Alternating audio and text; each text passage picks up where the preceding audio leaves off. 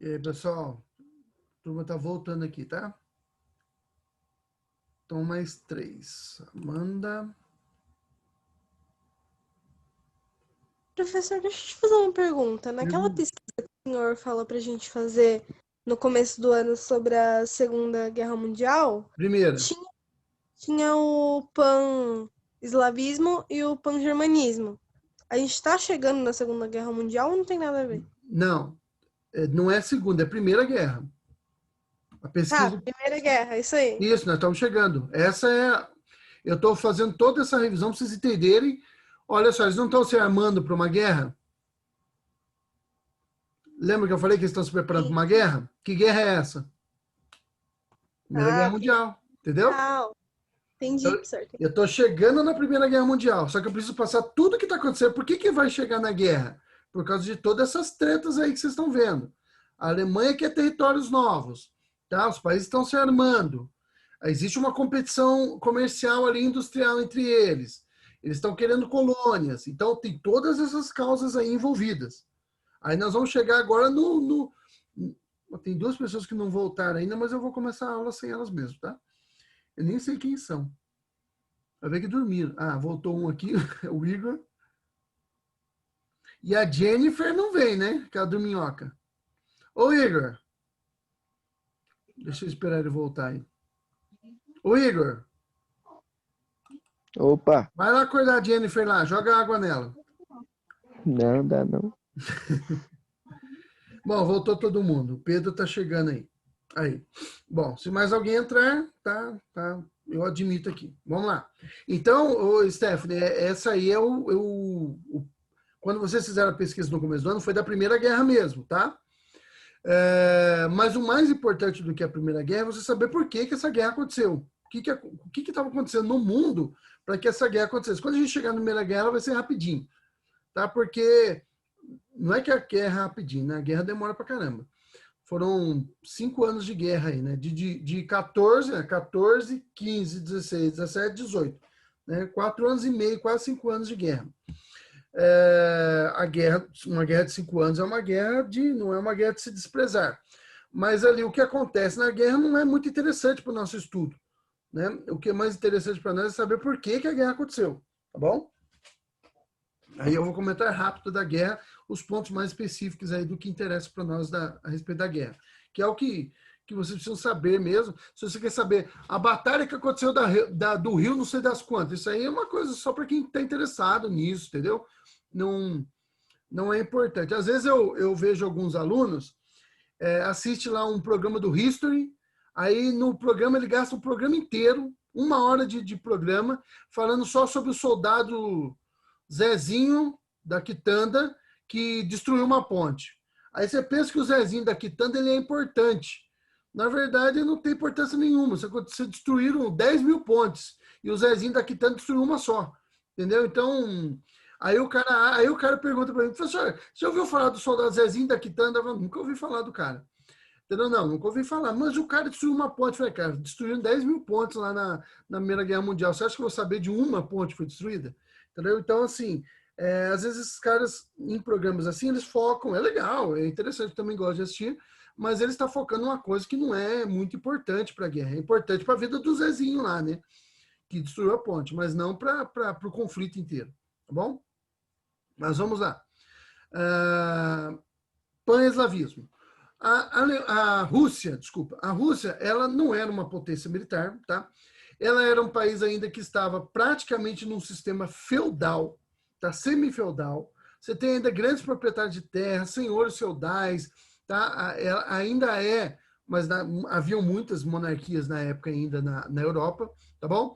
Mas ela ainda é monárquica, bem feudal ainda. Ela não desenvolveu, a Rússia não chegou a desenvolver uma burguesia pujante, ou seja, você tinha burguesias lá, tinha burgueses ricos, mas eles não eram em número suficiente para industrializar a Rússia. A industrialização da Rússia veio em grande parte do capital francês. Lembra que eu comentei com vocês isso na semana passada, tá? Foram os franceses que investiram na Rússia lá e industrializaram a Rússia, tá bom? Isso causou bastante ressentimento entre a classe operária russa. tá bom? E no campo havia aquela dificuldade, aquela pressão toda do trabalho feudal, né? Os servos trabalhavam na terra, o território russo não é um território fértil, muito frio, não produz muito alimento, então uma população muito grande, ah, o solo não muito fértil, então você tem essa tensão de falta de alimento constante ali na Rússia, que vai gerar alguns problemas. E a industrialização feita por estrangeiros. E os russos, até hoje, eles não gostam de estrangeiro. O russo não gosta de estrangeiro, eles são extremamente xenofóbicos, tá bom? De verdade, não é de brincadeira, não é porque o cara tem medo de entrada de estrangeiro no país dele, porque vai quebrar a economia. Não é isso, não. O russo não gosta mesmo, tá, de estrangeiro. Tá? Eu odeio estrangeiro. Mas vamos lá, foca aqui. A Rússia... Mas eles têm um acordo, né, professor? Porque não faz sentido eu querer industrializar um país, sendo que ele pode se virar contra mim mais tarde. Não, tem um acordo, exatamente. O que acontece é o seguinte, a riqueza que é produzida na Rússia, boa parte dessa riqueza vai para onde?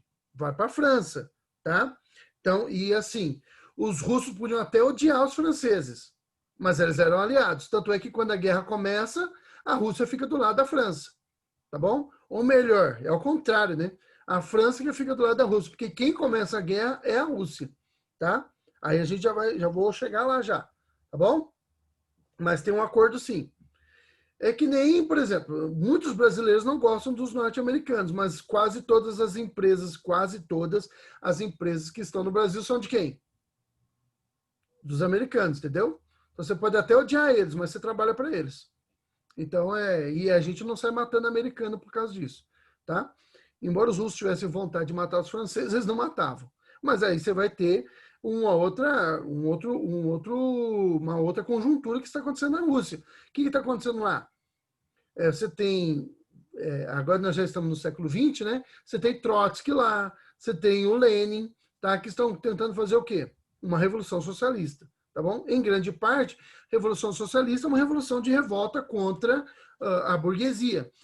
Se na Rússia não tem uma burguesia forte, tem burgueses lá, russos mesmo, mas não são muitos, em grande parte essa revolta é contra os burgueses franceses, tá bom? Deu para entender aí, Stephanie? Sim. Olha lá, hein? Se não tiver, você pergunta, tá bom? Mas vamos lá. A Rússia, então, ela declara-se defensora dos países eslavos, dos povos eslavos, tá? E a maioria desse povo está na Península Balcânica, perto da Grécia, tá bom? Por que ali é um pavio de pólvora? Gente, imagine só que de primeiro você tem ali, só de cara, tá? A região da Península Balcânica é uma região de confluência entre Ásia mesmo, Ásia Extremo Oriente, tá? Ásia Próxima, que é ali em Oriente Médio, e Europa. Então você tem esses três povos ali misturados ali no meio, tá? Então você tem árabe, você tem a gente fala árabe, mas não é, tá? Persas, que são os iranianos. Você tem misturados ali. Você tem europeus, tá bom? Você tem pessoal ali da Palestina ali no meio. Você tem esse povo todo ali misturado, imagine. Religião, você tem o cristianismo católico, você tem o cristianismo ortodoxo, é um outro tipo de cristianismo, e você tem muçulmanos ali no meio. E judeu, né? Porque judeu está para todo lado, tá bom? Você tem 4 religiões ali, imagina os homens bombas de hoje, né? No meio daquele povo todo. Você tem 3 religiões, fé, né? Nós estamos falando de fé, brigando entre si, buscando ter a hegemonia da região. Povos diferentes ali misturados, tá?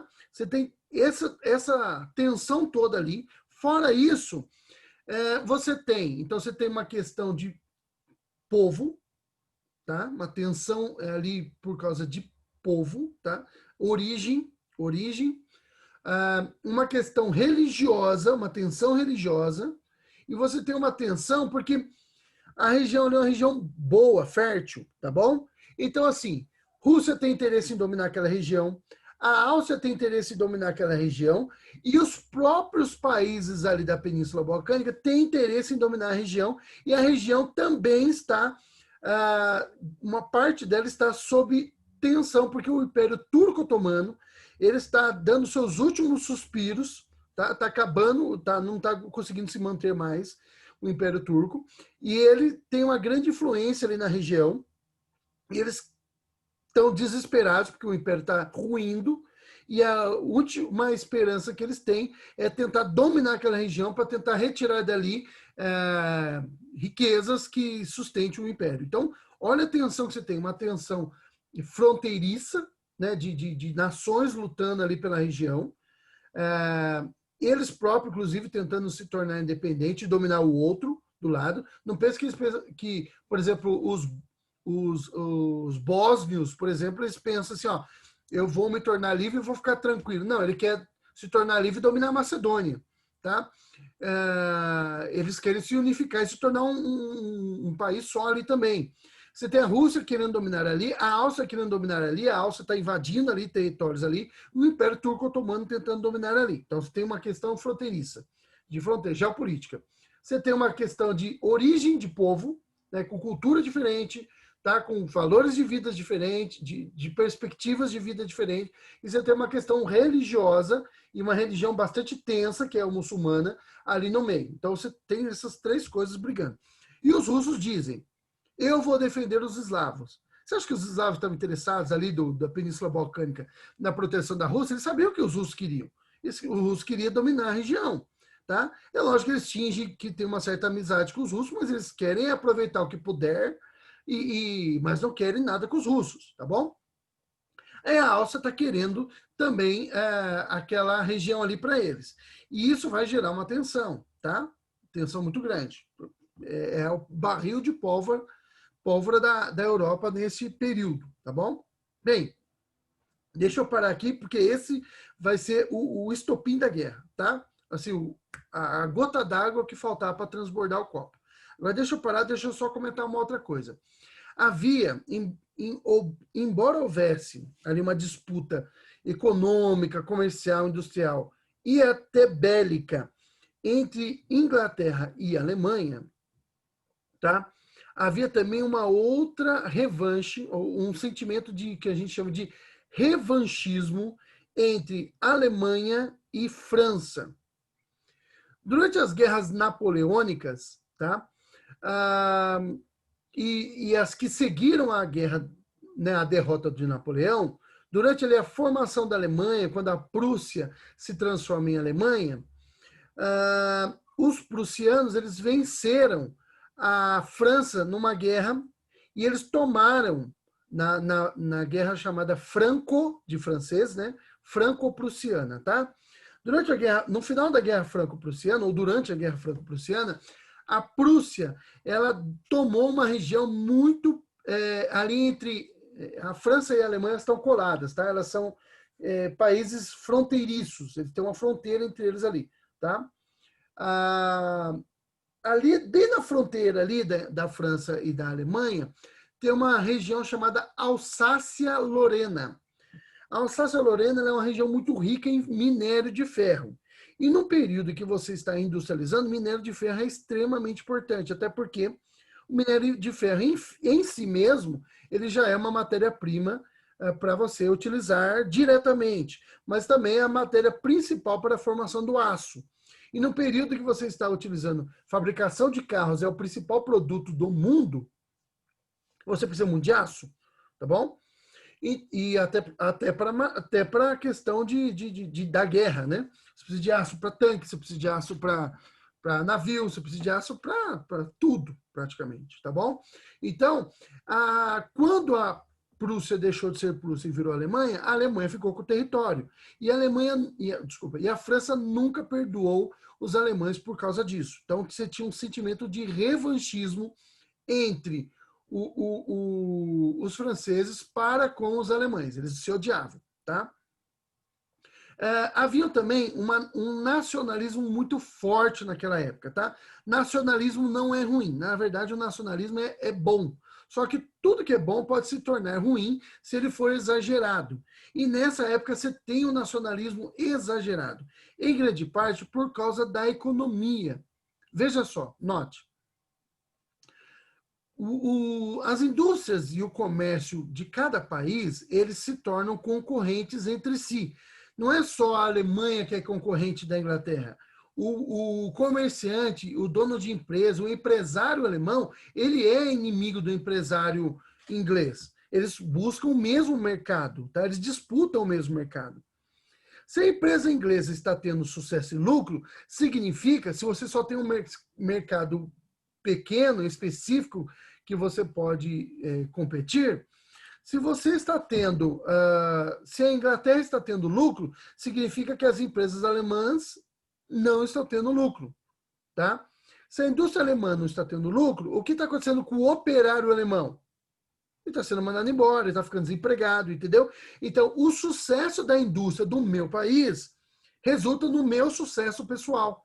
Se o meu país está tendo lucro, se o meu país está vencendo, se o meu país está ganhando, né? Se ele está ganhando dinheiro, se ele está sendo bem sucedido, eu serei bem sucedido, tá? Essa é uma coisa básica. Se o Brasil está indo bem, eu vou bem. Se o Brasil está indo mal, eu vou mal. Tá? O sucesso do meu país está diretamente ligado ao meu sucesso. Se o meu país está, né, com dificuldades econômicas, a minha família vai passar dificuldades econômicas, tá? E o pessoal da Europa entendeu isso naquela época. Então, o cidadão lá inglês, ele odeia o cidadão francês, ele odeia o cidadão alemão, eles se odeiam entre si, tá? Mas, mesmo assim, eles vão acabar fazendo o quê? Sabiam que uma guerra seria inevitável, mesmo estando num período chamado de Belle Époque, ou Era Vitoriana, que dizia que o homem não precisava mais lutar, que eles podiam negociar e chegar a um consenso. Isso é coisa de adulto. Briga e guerra é coisa de criança, tá? A Primeira Guerra Mundial vai avassalar o homem, vai arrasar com ele, e vai ficar perdido, porque tudo que ele pensou que ele tinha conseguido era uma ilusão, tá bom? Mas a gente não chegou na Primeira Guerra ainda, vamos ficar ali no antes da guerra, tá? No pré-guerra. Tá, então você tem esse nacionalismo exagerado e as nações estão se preparando para uma guerra. A Alemanha, ela se acha muito poderosa, ela tem certeza que ela é capaz de vencer a Inglaterra. Mas, por desencargo de consciência, é melhor você fazer uma aliança política. Essa aliança ela não tinha só um caráter militar, tá? Ela tinha um caráter político, um caráter militar e um caráter econômico, tá? Era como se fosse um bloco, como hoje, por exemplo, é o Mercosul, União Europeia. Eles faziam comércio entre eles também, se ajudavam mutuamente e se preparavam para uma guerra, tá? Formou-se duas alianças ali formaram-se duas alianças ali na Europa. A Tríplice Entente, tá? É uma palavra francesa que significa entendimento, amizade, tá? Os três amigos, que eram Inglaterra, França e Rússia, tá? Então, uma aliança militar, política, econômica e tudo mais. Inglaterra, França e Rússia. Tríplice Entente. A Alemanha, por sua vez, criou a Tríplice Aliança, tá? Formadas, toma cuidado, pessoal, com esse nome Tríplice Aliança, porque é um nome muito comum.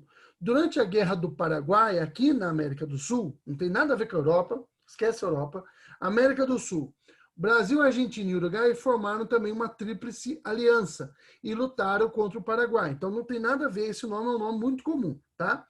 E depois, na Segunda Guerra Mundial, os aliados, não é aliança, né? Os aliados não vai ser a Alemanha, tá? Quem compõe os aliados na Segunda Guerra é o que compõe a Tríplice Entente na Primeira Guerra Mundial, tá? Então, cuidado aí com as nomenclaturas, tá bom? Então, vamos lá. Primeira Guerra Mundial, duas alianças. Tríplice Entente, Inglaterra, França e Rússia. E a Tríplice Aliança era formada por quem? Alemanha, Itália e Império Austro-Húngaro. Áustria. Opa, desculpa aí, vamos lá.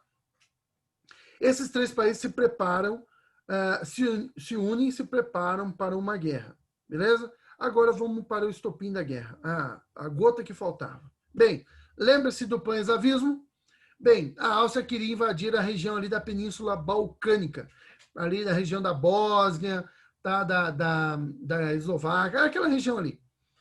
E aí, o arquiduque da Áustria, o herdeiro do trono, o Francisco Ferdinando, ele faz uma viagem diplomática na região. É lógico que o que ele está querendo é mostrar ali que logo, logo nós vamos dominar esse território todo aqui, tá? E aí ele faz uma viagem diplomática e durante a sua viagem, passando pela cidade de Sarajevo, tá? Ele sofre 2 atentados, um de manhã, um cara tenta atirar nele lá, mas ele consegue sair vivo do atentado. Se fosse qualquer um de nós esperto, cataria minhas malas e não pegaria nem a mala, não passaria nem no hotel. Mandava alguém buscar minhas malas e vazava de Sarajevo. Mas ele não fez isso, ele continuou a visita diplomática dele. E à tarde, um jovenzinho lá, um bósnio, né, ali de uma organização terrorista chamada Mão Negra, consegue terminar o serviço, tá? Dá uns tiros lá no Francisco Ferdinando e o mata. Com a morte do Francisco Ferdinando, a Áustria, o imperador austríaco, ele faz uma série de exigências incumpríveis, não dá para cumprir. Era mesmo só para ter uma desculpa para declarar guerra à região ali, a Bósnia. Ele faz uma série de exigências impossíveis de serem cumpridas para os bósnios, e é lógico que os bósnios não vão conseguir cumprir essa exigência, e a Áustria declara guerra à Bósnia. Só que a Bósnia é um país eslavo que está, teoricamente, sob a proteção da Rússia.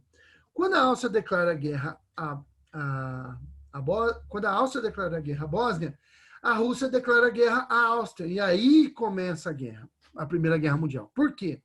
Você tem 2 países de alianças diferentes, né, da Tríplice Aliança e a Tríplice Entente, guerreando entre si. E fazia parte do acordo que o acordo era um acordo militar de proteção mútua. Se qualquer um deles entrasse em guerra, os outros teriam que ajudar. Quando a Rússia declarou guerra à Áustria, ela colocou as alianças em conflito. Tá? Imediatamente, a Alemanha declarou guerra à Rússia e falou, olha, se vocês se mobilizarem, se você mandar o seu exército contra a Áustria, eu vou mobilizar meu exército contra você. E a Rússia falou, pode vir que aqui tem. É mais ou menos isso, tá? Quando a Alemanha declarou guerra à Rússia, a França declarou guerra à Alemanha, e aí nós temos aí a Primeira Guerra Mundial declarada. A Inglaterra, ela era inimiga da França desde sempre. Toda a vida da Inglaterra e a França foram inimigas. Neste momento, eles estão lá como aliados políticos, econômicos, militares, mas ainda há uma certa desconfiança dos ingleses para com os franceses. Então, a Inglaterra vai demorar alguns dias para entrar na guerra, mas acaba entrando do lado da França, tá? Auxiliando a França na guerra. E aí, passado alguns dias, a Inglaterra declara guerra. A Inglaterra declara, deixa eu falar as palavras devagarzinho, porque elas estão tudo R aí, pode dar um ruído na comunicação. A Inglaterra declara guerra à Alemanha, tá? E aí está declarada, começa a Segunda Guerra Mundial. A Primeira Guerra Mundial, tá bom? Guerra da Tríplice Entente contra a Tríplice Aliança, com um senão. Qual é esse senão? Você tem Áustria e Alemanha em guerra contra a Rússia, França e Inglaterra. Não está faltando alguém aí? Cadê a Itália? Ela não teria que entrar ao lado da Alemanha na guerra, mas a Itália falou, não, espera um pouquinho, eu não tenho certeza se eu devo entrar. E não entrou, tá? Na verdade, ela vai entrar na guerra contra a Alemanha, ela vai trair. A Itália é a grande vergonha da guerra. A Itália e a França. A França por se render rapidinho. E a Itália por ser a maior traíra das duas guerras, tá? A Itália trai a Alemanha nas duas guerras. A gente fala brincando assim, mas a gente não tem nada a ver com isso. Mas elas são as grandes... Ainda bem até que a Itália traiu, né?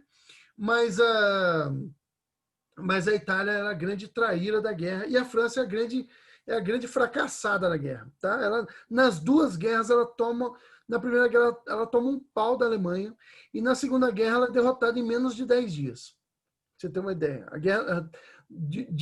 A guerra começou, a Segunda Guerra, em 1939. Em uma semana, em 10 dias, praticamente a França estava derrotada, dividido o território, a parte norte da França estava rendida, completamente ocupada pelos alemães, e a parte sul da França estava sobrevivendo como podia, mas ainda assim se submetia aos alemães. O exército francês, desculpa, teve que fugir para a Inglaterra para continuar lutando. A França é a grande fracassada da guerra aí. Mas vamos voltar para a Primeira Guerra Mundial. Declarada a Primeira Guerra Mundial, os países eles vão se mobilizar rapidamente, achando que a guerra duraria algumas semanas. E a guerra durou 4 anos e meio, tá bom? Essa guerra pode ser dividida em algumas fases, tá? Tem vários historiadores que dividem das mais diversas possíveis, mas eu divido ela em 3 fases só, tá bom? Primeira fase é a fase de mobilização, que é o primeiro ano ali da guerra, 1914, tá? Os exércitos eles se mobilizam rapidamente para tentar vencer a guerra o quanto antes. A França sofre várias derrotas, mas ela vai se mantendo como pode na guerra com a ajuda dos ingleses. Note que Estados Unidos não está na guerra ainda, tá? Até porque Estados Unidos, nesta época, não é uma potência militar. A única experiência de guerra que os Estados Unidos têm é da guerra civil deles, da guerra de independência, que é uma guerra completamente diferente dessa guerra que foi lá no século XVIII, dessa guerra agora da Primeira Guerra Mundial. Então aí você tem quase 200 anos de diferença. As técnicas de guerra já mudaram, a forma de lutar mudou, tudo mudou, tá? Os americanos eles eram, na verdade, um país fraco na guerra. A única vantagem que ele vai ter, depois eu vou explicar mais sobre isso, é que ele entra com um grande exército, com muito dinheiro, com muito armamento e com uma tropa descansada, tá bom? Enquanto a Alemanha já está na guerra há 3 anos, Inglaterra já está na guerra há 3 anos, os Estados Unidos está entrando na guerra agora. Então, a tropa descansada, com muito dinheiro, muito armamento, uma grande quantidade de soldados, essa é a única vantagem. Então, a experiência militar dos Estados Unidos, guerra de independência, depois guerra civil e guerra do México, que foi a maior luta americana até a Primeira Guerra Mundial, tá? Foi uma guerra também ali entre fronteiras ali, onde os Estados Unidos conseguiu vencer o México, tá? Mas não pense mal dos Estados Unidos não, porque quem começou a guerra foi o México, tá bom? Na verdade, a guerra foi dos Estados Unidos se defendendo, só que na defesa dos Estados Unidos eles conseguiram vencer o México e tomar territórios do México, que na época era mais poderoso que os Estados Unidos, tá? O México era a grande potência ali militar das Américas todas, tá bom? Neste período da Guerra do México. Na verdade, foi um atentado violento do México contra os Estados Unidos. Você olha isso e fala, não é possível. Mas você está olhando 100 e poucos anos depois da Guerra do México, tá? E muita coisa mudou depois da Primeira Guerra Mundial. Estados Unidos vai se tornar a maior potência do mundo, tá? E depois da Segunda Guerra Mundial, os Estados Unidos se consolida essa proeminência em relação aos outros países. Aí ele arrebenta, aí ele se torna, sem concorrência, o país mais poderoso do mundo, com a concorrência, mas aí não uma concorrência capitalista, né? Uma concorrência socialista da União Soviética, tá bom? Mas não vamos para a Segunda Guerra ainda não. Vamos ficar na primeira. Primeira fase de mobilização, dura menos de 1 ano, tá? Dura alguns meses. Os países se mobilizam rapidamente tentando vencer o outro. Quando eles não conseguem, então essa é a primeira fase, tá? É chamada de primeira fase de mobilização, tá bom? Passada essa primeira fase de mobilização, não tem sucesso, não consegue vencer, e a guerra ela acontece tanto na Europa, por que ela chama-se mundial? Porque a guerra não acontece somente na Europa. Quase todos os países europeus ali, quer dizer, quase todos é exagero, né? Quase nenhum, mas os países mais poderosos da Europa estão em conflito e acabam envolvendo outros. Por exemplo, eles acabam invadindo A Bélgica invade a Holanda, tá? Que eram países neutros, mas eles invadem, porque está ali na fronteira com, por exemplo, da França com a Alemanha. Você tem aqui, ó, França e Alemanha colados, mas em cima aqui, ó, você tem a Bélgica e a Holanda. Então, tropas acabam invadindo territórios para cima da fronteira ali na Bélgica. Não é uma invasão como aconteceu na Segunda Guerra, mas teve invasão, tá? E a guerra acaba passando ali para você lutar da Alemanha com a Rússia, você vai invadir Polônia, vai invadir territórios. Para lutar Rússia com a Áustria, que está aqui embaixo, você vai invadir territórios ali próximos. Fora isso, você tem uma guerra particular entre a Áustria e os países da Península Balcânica. Então, você está tendo vários conflitos ali, tá? Bom, países da América entraram também no conflito. Tem conflitos entre as colônias alemãs com as colônias inglesas e francesas, então você está tendo guerra na África também. Colônias francesas, inglesas e pequenos territórios alemães ali entram em conflito na Ásia, então você está praticamente todo o mundo em conflito. A Oceania, a Austrália pertence à Inglaterra, então quando a Inglaterra entra na guerra, a Austrália também entra. O Canadá também pertencia à Grã-Bretanha, né, à Inglaterra. Quando a Inglaterra entra na guerra, o Canadá também entra, antes até dos Estados Unidos, tá bom? Então você tem uma guerra de proporções mundiais, está acontecendo, tem conflitos acontecendo no mundo todo, tá? Por isso que ela é chamada de guerra mundial. O mundo está em conflito, tá? Bem, você está tendo, eles não conseguem vencer, como não conseguem vencer, entra na segunda fase da Primeira Guerra Mundial, chamada fase de estacionamento. O que é isso? As tropas praticamente se estacionam. Eles fazem aquelas trincheiras, que a gente já comentou, lembra das trincheiras? Que são aquelas valetas cavadas por toda a Europa, você vai ter aquelas trincheiras, são valas cavadas no chão, e os soldados ficam ali, ó, semanas, meses, anos ali dentro daquelas trincheiras, e ali eles vão... Você vê muito essas trincheiras no filme da Mulher Maravilha. Lembra o filme da Mulher Maravilha? Inclusive, até uma das cenas mais legais do filme é aquele momento que a Mulher Maravilha está dentro de uma trincheira, tá? E aí ela quer libertar o pessoal daquele vilarejo ali, aí ela tira aquela capa que ela está, e aí ela sai, os caras vão atirando nela, ela vai defendendo com o escudo. Aquela cena é legal. Eu gosto da Mulher Maravilha. E aí, aquilo ali é uma trincheira, tá? Eles ficavam ali os soldados, eles comiam, faziam suas necessidades fisiológicas, né? Vocês já entenderam o que isso significa, tá? Os médicos atendiam eles ali, tá bom? E eles ficavam ali, de vez em quando você tinha às vezes você tinha uma trincheira inglesa de um lado, uma trincheira alemã do outro, e aí de vez em quando os alemães davam de louca nele, achavam que não tinha mais ninguém nessa trincheira, que tinha morrido todo mundo de doença, alguma coisa assim, tentavam invadir. Aí começava aquele tiroteio e tal, esse pessoal aqui acabava morrendo, de vez em quando esses caras conseguiam invadir uma trincheira, avançar e, sei lá, 50 metros, tá bom? Então era uma guerra, mas ela era praticamente estacionada. Estacionada na Europa, mas acontecendo conflitos ainda no mar, navios de guerra, né, ingleses lutando contra navios de guerra alemães, tá? Você tinha esses conflitos externos, né, fora da Europa, que eram conflitos da Primeira Guerra Mundial.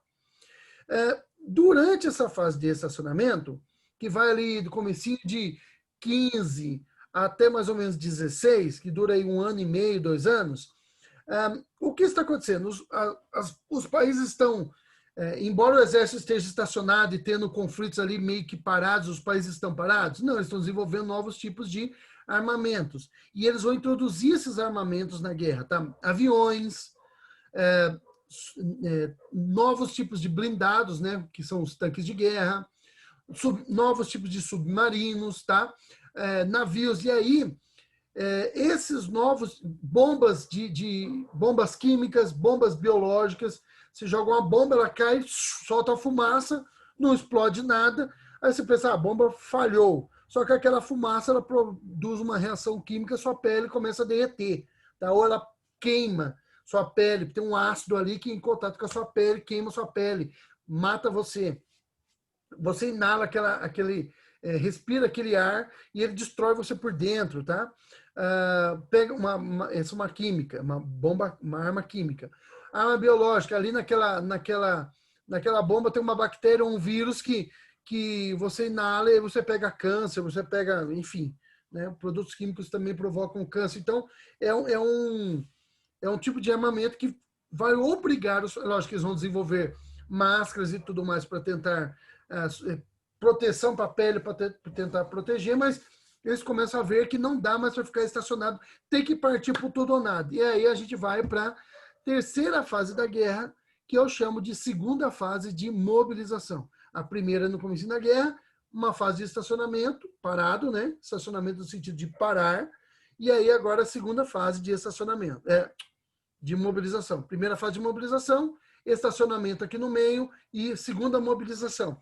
Começa a mobilizar com esses novos armamentos, o avião joga bomba dentro da trincheira, não dá para você ficar mais dentro da trincheira. Tem tanques de guerra que passam por cima da trincheira e saem com aquelas esteiras, né? Então você não dá mais para ficar dentro da trincheira, você tem que partir por tudo ou nada. E aí os países vão partir por tudo ou nada, tá? Nesse meio tempo aí, que vai começar a terceira fase, ou a terceira fase da guerra, ou a segunda fase de mobilização, o que aconteceu? Bom, a Áustria já está praticamente derrotada, tá? Ela não conseguiu vencer os países ali da Península Balcânica. O Império Turco-Otomano, que entrou também na guerra acabou tendo conflitos contra a Áustria, desaparece. Ele acaba sendo destruído de vez. A Rússia, que toma uma surra da Alemanha na guerra, ela também desiste da guerra, ela faz um acordo com nossa aula está acabando aqui, deixa eu correr, tá?